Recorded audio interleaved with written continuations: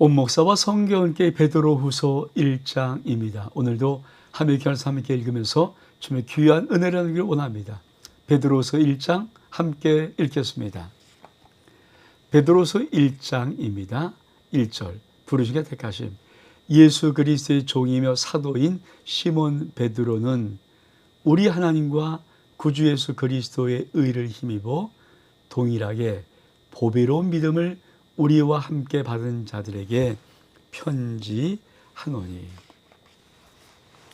베드로후서 우리 한번 첫 장이니까 전체 개요를 잠깐 좀 보고 말씀 안으로 들어가기를 원합니다. 자, 베드로후서의 개요입니다. 베드로후서 개요. 저자는 베드로고요. 시기는 AD약 65년경 네로 황제 핍박 정도 됐을 때, 장소는 미확정입니다. 대상은 베드로전서 같이 소아시아 여러 교회들에게 편지하는 거고, 주제는 예수님의 재림을 사모하라.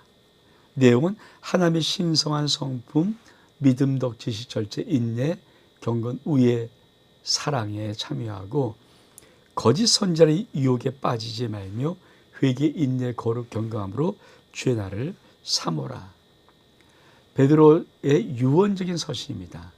나의 장막 벗을 날이 임박한 줄을 알미라. 그러니까 죽을 때를 알면서 썼던 편지 같은 느낌. 자, 요 단락을 좀 보면은 1장, 그렇죠? 믿음의 성장에 대한 부분들, 성도의 성장, 믿음의 근거. 그리고 2장은 거짓교사입니다. 거짓교사. 3장은 그리스도 재림의 날, 하나님의 날. 그러니까 1장은 믿음의 성장, 2장은 거짓교사, 3장은 그리스도 재림의 날. 그러니까 이런 부분들을 정확히 명확히, 베드로 후서는 3장으로 되어 있는데 1장은 믿음에 대한 부분, 2장은 거짓교사에 대한 부분, 3장은 예수의 재림의 날에 대한 부분을 기록하고 있구나. 자, 기록 목적. 베드로전서는 우리가 이미 봤던 대로 큰 박해 때문에 본도, 갈라디아, 갑바디아와 아시아와 지중해에 흩어진 나그네에게 위로로, 베드로전서는 위로. 베드로후서의 기록 목적은 진리가 아닌 것을 지지하고 가르치는 거짓 교사들, 예수님의 재림을 부인하는 이단 사상을 경계하고 끝까지 믿음을 지키라고 권면하여 쓴 편지. 그러니까 베드로전서는 박해 때문에 흩어져 있는 성도를 위로하는 편지의 내용이 주였다면, 이 베드로후서는 마지막 종말에 다가오실 예수 그리스도 준비하면서 문제는 거짓 교사와 이 재림에 대한 이단적인 사랑을 쟁여하는 사람들을 잘 경계하고 끝까지 믿음을 지키라는 권면의 말씀으로 쓰여진 것입니다. 우리 한번 내용을 다시 한번 천천히 들어가서 보겠습니다. 예수 그리스도의 종이며 사도인 시몬 베드로와 우리 하나님과 구주 예수 그리스도의 의를 힘입어 동일하게 보배로운 믿음을 우리와 함께 받은 게 편지하노니. 뭐라고 말합니까? 하나님과 우리 주 예수를 알므로 은혜와 평강이 너에게 더욱 많을지어다. 그의 신기한 능력으로 생명과 경건에 속한 모든 것을 우리에게 주셨으니 이는 자기의 영광과 덕으로서 우리를 부르신 이를 알므로 말미암이라. 이로써 그 보배롭고 지극히 큰 약속을 우리에게 주사 이 약속으로 말미암아 너희가 정욕 때문에 세상에 썩어질 것을 피하여 신성한 성품에 참여한 자가 되게 하여 하렸으니, 그러면 너희가 더욱 힘써 너희 믿음에는 덕을, 덕에는 지식을, 지식에는 절제를, 절제에는 인내를, 인내는 경건을, 경건에는 형제우애를, 형제우애는 사랑을 더하라. 이런 것들이 너희에서 흡족한 즉 너로 우리 주 예수 그리스도를 알게 게으르지 않고 열매 없는 자 되지 않게 하려니와 이런 것이 없는 자는 맹인이라 멀리 보지 못하고 그의 예체가 깨끗하게 된 것을 잊었느니라. 그러므로 형제들아 더욱 힘써 너희 부르심과 택하심을 굳게 하라. 너희 이것을 행한즉 언제든지 실족하지 아니하리라. 이같이 하면 우리 주 곧 구주 예수 그리스도의 영원한 날에 들어감을 넉넉히 너에게 주시리라. 여러분, 이 베드로 후서의 전반부 1장의 전반부는 우리가 믿음에 대한 부분을 말하고 있죠. 다시 한번 우리가 잠깐 좀 보면서 이게 무엇을 의미하는가? 여러분, 베드로전서 1장부터 1절부터 14절까지는 믿음의 성장, 믿음이 어떻게 성장하는가? 그리고 15절부터 마지막 절까지는 믿음의 근거입니다. 그러니까 요거를 잊지 말고, 베드로 후서는 믿음의 성장에 대한 부분을 말하고 있구나. 그럼 믿음의 성장은 어떻게 하는 겁니까? 그래서 1절부터 보배로운 믿음, 그렇죠. 그리고 우리가 그 믿음은 뭡니까? 신성한 성품에 참여한 자 된 믿음. 그러면 그 믿음은 어떻게 성장하는가? 참 중요한 말씀. 그리고 너희가 더욱 힘써 너희 믿음에는 덕을 세워야 되고, 덕에는 지식을 세워야 되고, 지식에는 절제를, 절제는 인내를, 인내는 경건을, 경건은 형제우를, 형제우는 사랑을 더해야 되는 것. 그러니까 우리 많은 성들이 믿음 그러면 믿음이 최고인 것 같다 하는데, 여러분 이 베드로후서는 정말 믿음의 귀한 성장의 단계들을 어떻게 성장하는가를 아주 정확하게 딱 명확하게 말씀합니다. 다시 한번 우리 볼까요? 첫 번째, 믿음에는 뭡니까? 덕이 있어야 돼요. 이 말은 뭘까요? 여러분, 믿음이 너무 강하면요 싸나 봐요. 그러니까 믿음이 약한 자를 업신여기거나 딱 이게 하찮게 보고 왜 저래 이렇게 보는 거죠. 근데 믿음에는 반드시 더 성장된 믿음이 성장하려면 믿음에는 덕이 쌓여 있습니다. 그래서 믿음이 좋다, 오랜 생활에 따르면 후덕한 얼굴, 참 은혜롭게 후덕한 얼굴, 이게 좋죠. 근데 그 덕만 갖고 아니죠. 덕에는 지식. 여러분, 우리가 은혜 그러면 어떻게 합니까? 좀 대충 뭐 이렇게 따지냐 이런 말이 아니에요. 정확하게 믿음에는 덕이 있고, 덕에는 지식, 하나님 앞에 정확한 지식, 이 분별력이 있어야 됩니다. 근데 이 지식 위에는 그 다음에 뭡니까? 절제. 여러분, 정말 우리 절제하지 않으면 순간적으로 섰다는 순간에 넘어지거든요. 그래서 절제라면 뭡니까? 인내, 끝까지 잘 참는 것입니다. 그리고 인내에는 뭘 더합니까? 경건함을 더해요. 경건함. 거룩한 하나님의 경건함을 더하고, 경건의 위에가 뭡니까? 형제우애. 그 형제위에 가장 귀한 것이 사랑. 그러니까 믿음의 성장 단계들이 있다는 것을 이 베드로서는 참 놀랍게 말합니다. 만약에 너희가 이런 것들을 하지 못하면 뭐라고 말합니까? 이런 것이 없는 자는 맹인이라. 멀리 보지 못하고 그 예체가 깨끗한 것을 잊어버리느니라. 그러므로 형제들아, 더욱 힘써 너희 부르심과 택하심을 굳게 하라. 너희 이것을 행한즉 언제든지 실족하지 아니라. 이와 같이 하면, 이렇게 믿음이 성장하면 우리 주 예수 그리스도의 영원한 날에 들어가니 넉넉히 들어감을 주실 것이다. 그러니까 정말 하나님이 우리가 허락하신 귀한 영원한 나라에 들어가는 넉넉한 믿음, 여러분 꼭 기억하십시오.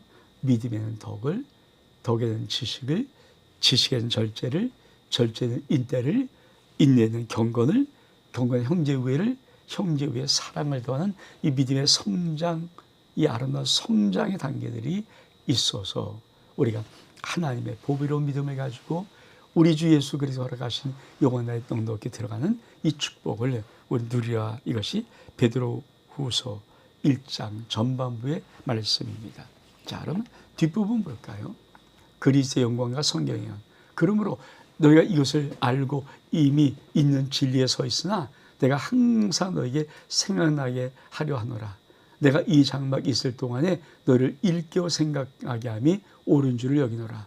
이는 우리 주 예수 그리스도께서 내게 지시한 줄을 같이 나도 나의 장막 벗을 날이 임박한 줄을 알림이라. 내가 힘써 너희로 하여금 내가 떤 후에도 어느 때나 이런 것을 생각나게 하려 하노나. 우리 주 예수 그리스도의 능력과 강력하심을 너희에게 알게 한 것이 교묘히 맞는 이야기로 따른 것이 아니요 우리는 그의 크신 위엄을 친히 본 자라. 아주 중요한 게 친히 봤다. 그런 순간이니까 저렇게 큰 영광 중에서 소리가 그에게 나이기를 이는 내 사랑하는 아들이요 내 기뻐한 자라 하실 때 그가 하나님 아버지께 영광, 존귀와 영광을 받으셨느랴.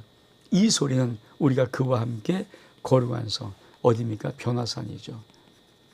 변화산에 있을 때 하늘에서 난 것을 들은 것이라. 또 우리의 더 확실한 예언 있으니 어두운 새 비춘 등불 같으니 날이 새 새별이 너희 마음에 떠오르기까지 너희 이것을 주의하는 것이 옳으니라. 먼저 할 것은 성경은 모든 예언은 사설에 볼 것이 아니야. 예언은 언제든지 사람이 전하는 것이 아니요 오직 성령의 감동하심을 받은 사람들이 하나님께 받아 말한 것이니라. 이 베드로후서 1장 뒷부분은 여러분 우리가 믿음을 성장할 때 제일 중요한 게 뭘까요? 말씀이에요. 말씀.